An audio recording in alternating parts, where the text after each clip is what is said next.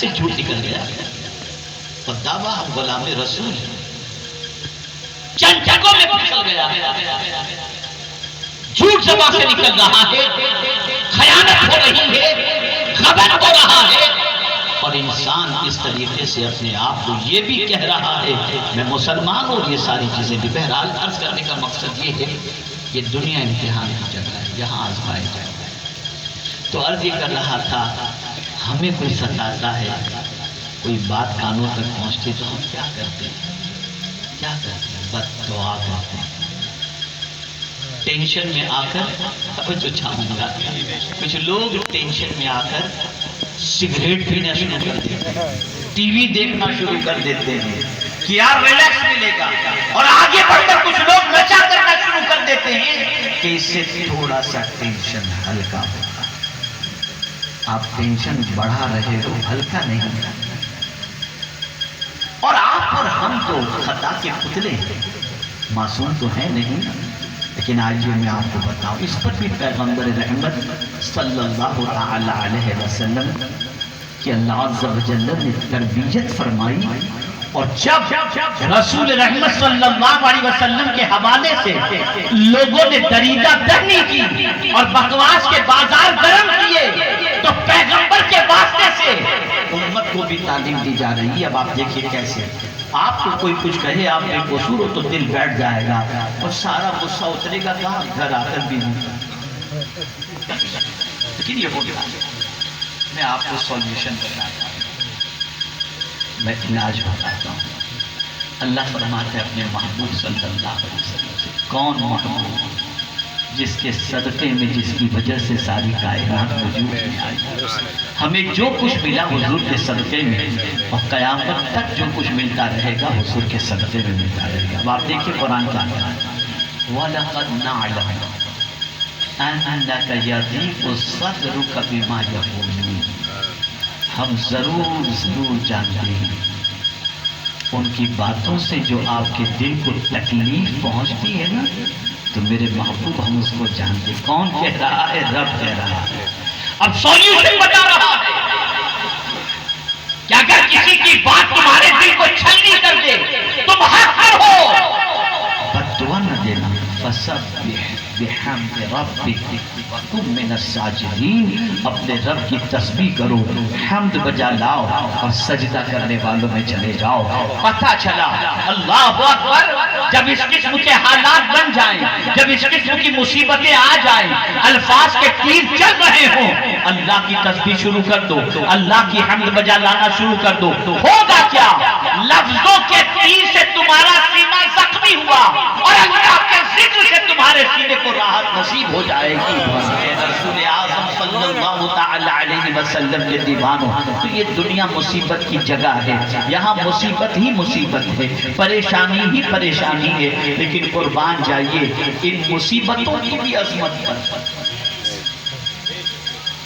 ان مصیبتوں کی بھی عظمت پر، کہ یہ مصیبت بھی بڑا اونچا مقام رکھتی ہیں کہ میرے آقا صلی اللہ علیہ وسلم فرماتے ہیں اگر جوتے کا تسمہ ٹوٹ جائے اور اس سے جو تمہیں تکلیف پہنچتی ہے، حضور فرماتے ہیں اس سے بھی اللہ تمہارے گناہوں کو معاف فرما دیتا ہے۔ کوئی مصیبت ایسی نہیں یا جس کی وجہ سے درجہ بلند نہ ہو رہا ہو، یا جس کی وجہ سے خطائیں معاف نہ ہو رہی ہوں۔ ہم جیسوں کی خطائیں معاف ہوتی ہیں، اللہ والوں کے درجات بلند ہوتے ہیں۔ تو میرے پیارے آقا صلی اللہ تعالی علیہ وسلم کے پیارے دیوانوں، اب آئیے اور تھوڑا سمجھاتا ہوا چلوں۔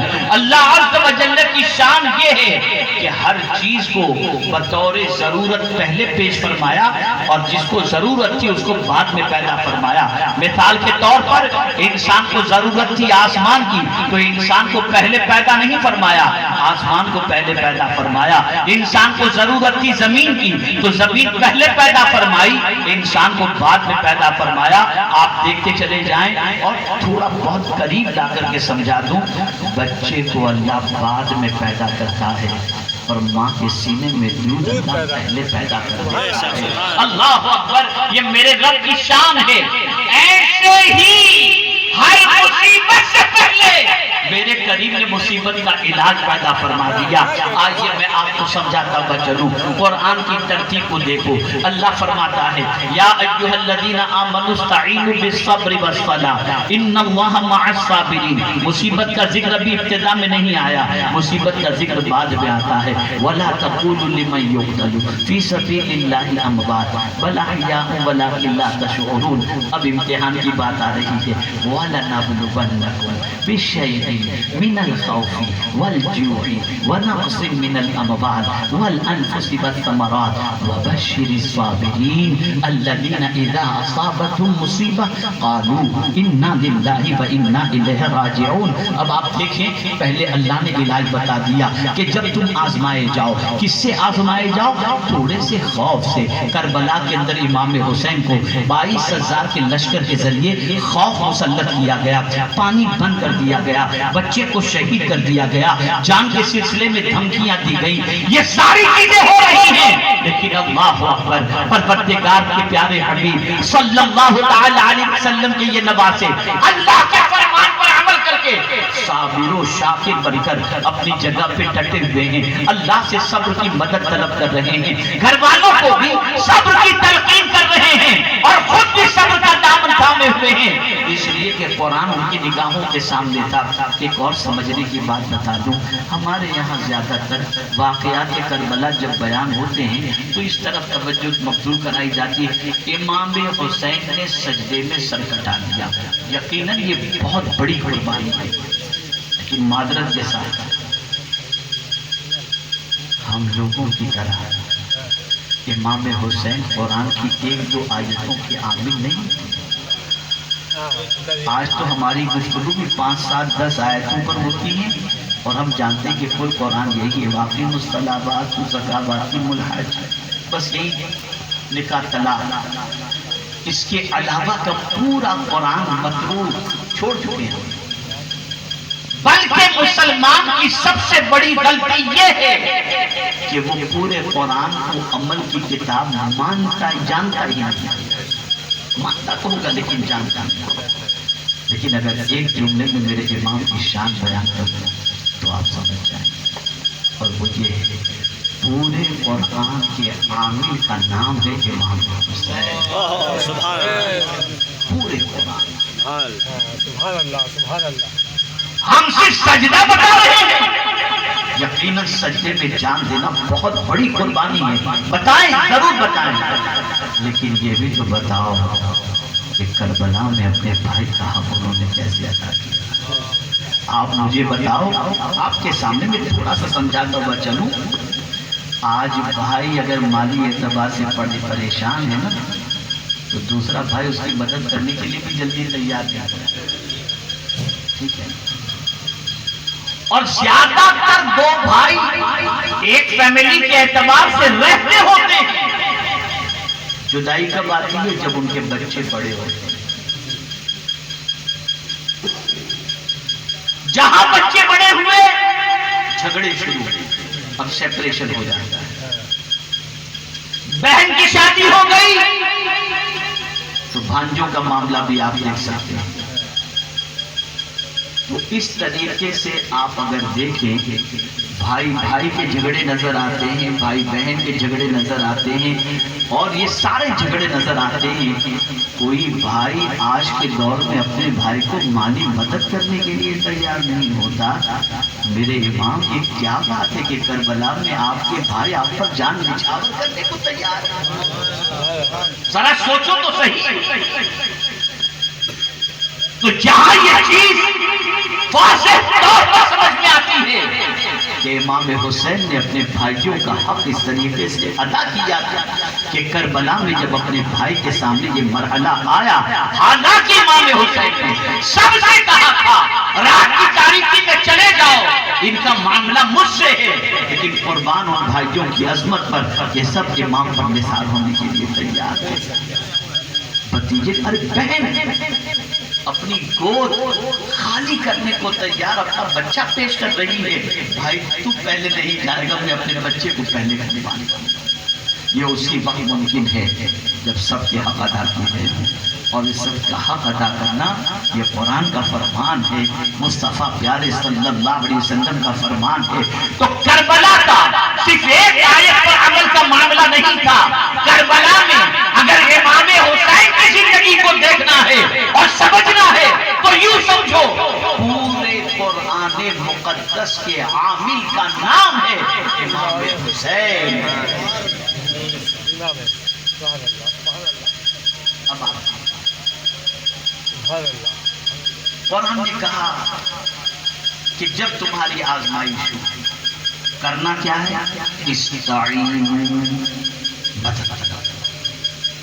کس سے، بالصبر، صبر سے، والصلاۃ اور نماز سے، صبر سے مدد طلب کرو۔ اس لیے کہ میں آپ کو بتاؤں، مولانا روم رحمت اللہ تعالی علیہ فرماتے ہیں میں نے ساری تسبیحات کا جائزہ لیا لیکن مجھے کوئی تسبیح بھی صبر سے بڑی تسبیح نہ کرتی، صبر ایسی تسبیح، اس لیے کہ ہر تسبیح کا ثواب ہے اتنا کہ لمیٹیڈ، لیکن اللہ اکبر جب میں قرآن دیکھتا ہوں تو اس میں صبر ہی ایسا عمل ہے اور ایسی تسبیح ہے کہ اس کا ثواب اللہ نے بے حساب رکھا، انما یوفی الصابرون اجرهم بغیر حساب۔ حضرت لقمان نے اپنے بیٹے کو کس چیز کی نصیحت کی؟ یا بنی اقم الصلاۃ وامر بالمعروف وانہی عن المنکر واصبر علی ما اصابک ان ذلک من عزم الامور۔ حضرت ابراہیم علیہ السلام نے اپنے بیٹے کو کس چیز سے تربیت فرمائی تھی؟ جو تربیت پکار اٹھی جب حلق پہ چھری چلانے کا ارادہ آپ نے فرمایا، یہی تو کہا تھا یا ابت افعل ما تؤمر ستجدنی انشاء اللہ من الصابرین۔ دامن صبر ہاتھوں سے چھوٹ جاتا ہے، لیکن اللہ کے کچھ بندے ایسے بھی ہیں کی وادیوں سے نکل تو قرآن کہتا ہے ان الانسان خلق ہلوعا اذا مسه الشر جزوعا واذا مسه الخير منوعا الا المصلين الذين هم على صلاتهم دائمون۔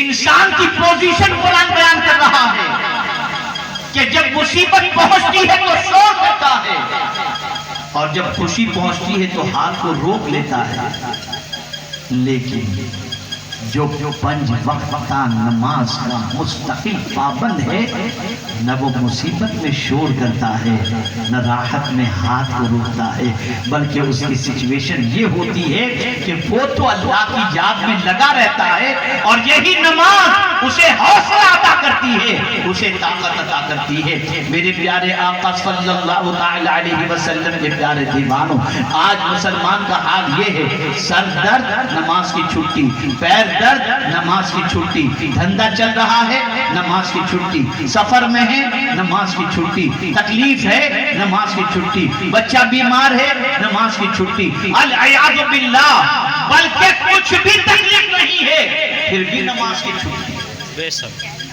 پھر بھی نماز چھوڑ دیتے ہیں۔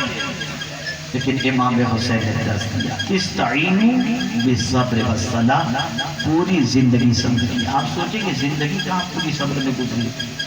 امام حسین نے تو صرف کربلا میں صبر کیا، نہیں میاں، پوری زندگی صبر، پوری زندگی۔ میں دلیل کی روشنی میں سمجھاؤں، کسی مریض سے ڈاکٹر کہہ دے کہ چند گھنٹوں کے بعد تم اس دنیا سے کچھ کر جاؤ گے تو ان چند گھنٹوں کو گزارنا صبر سے خطرناک چیز نہیں ہے، صبر ہی ہے۔